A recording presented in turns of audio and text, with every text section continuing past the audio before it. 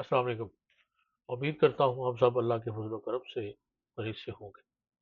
جناب مولانا روم رحمۃ اللہ علیہ کی حقائق پیش کر رہا ہوں، اور آج ان کی ہم حقائق نمبر 2 دیکھیں گے، جس کا عنوان ہے جدائی کا صدمہ۔ ممبر رسول صلی اللہ علیہ وسلم بننے سے پہلے حضور پرنور صلی اللہ علیہ وآلہ وسلم خشک کھجور کے تنے سے ٹیک لگا کر خطبہ ارشاد فرمایا کرتے تھے۔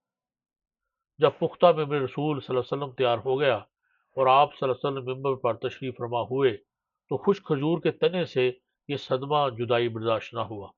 اس نے اس طرح رونا شروع کیا جس طرح چھوٹا بچہ ماں کی جدائی سے روتے ہوئے سسکیاں لیتا ہے۔ مولانا روم رحمۃ اللہ علیہ فرماتے ہیں کہ خشک کھجور کا تنا، جس کا نام استون ہنانا تھا، رسول اللہ صلی اللہ علیہ وسلم کی جدائی سے نالہ کر رہا تھا، مثل ارباب عقول کے، یعنی جیسے وہ کوئی انسان ہو۔ اس آواز گریہ سے اصحاب رسول اللہ صلی اللہ علیہ وسلم تعجب میں پڑ گئے کہ یہ ستون آپ نے پورے حجم، طول و عرض سے کس طرح رو رہا ہے۔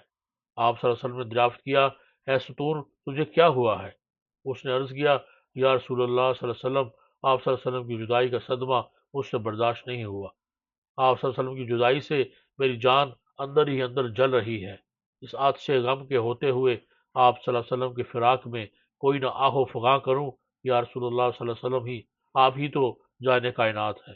آپ صلی اللہ علیہ وسلم پہلے مجھ سے ٹیگ لگاتے تھے، اب مجھ سے الگ ہو گئے ہیں اور میری جگہ دوسرا ممبر پسند فرما لیا ہے۔ حضور انور صلی اللہ علیہ وآلہ وسلم نے ارشاد فرمایا، اے مبارک ستون، اگر تو چاہتا ہے تیرے لیے دعا کروں کہ تو سرسبز اور ثمر آور درخت ہو جائے اور تیرے پھلوں سے ہر شرقی و غربی مستفید ہو، اور کیا تو ہمیشہ کے لیے تر و تازہ ہونا چاہتا ہے، یا تو پھر عالم آخرت میں کچھ چاہتا ہے؟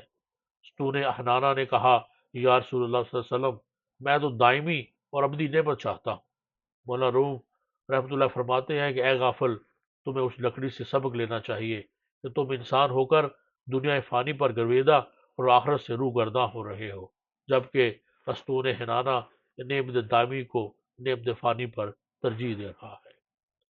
آگے لکھتے ہیں کہ آستون را دفن کرد اندر زمین،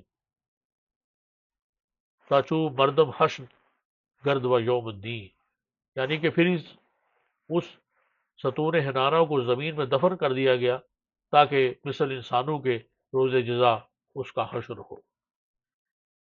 اس حقائق سے ہمیں دس ملتا ہے کہ اگر کسی کے دل میں حضور اکرم صلی اللہ علیہ وسلم کی چاہت اور محبت نہیں تو اس کی زندگی بھی بے معنی ہوگی، وہ بد نصیب عالم برزخ اور آخرت میں بھی رحمت الہی سے محروم رہے گا۔ آخر میں اللہ تعالیٰ سے دعا ہے کہ اللہ تعالیٰ ہمیں اپنی ذات پر کامل ایمان اور نبی اکرم صلی اللہ علیہ وسلم کی سچی محبت اور اتباع نصیب فرمائے۔ آمین۔ اپنا بہت خیال رکھیے اور مجھے بھی دعا میں یاد رکھیے۔ اللہ حافظ۔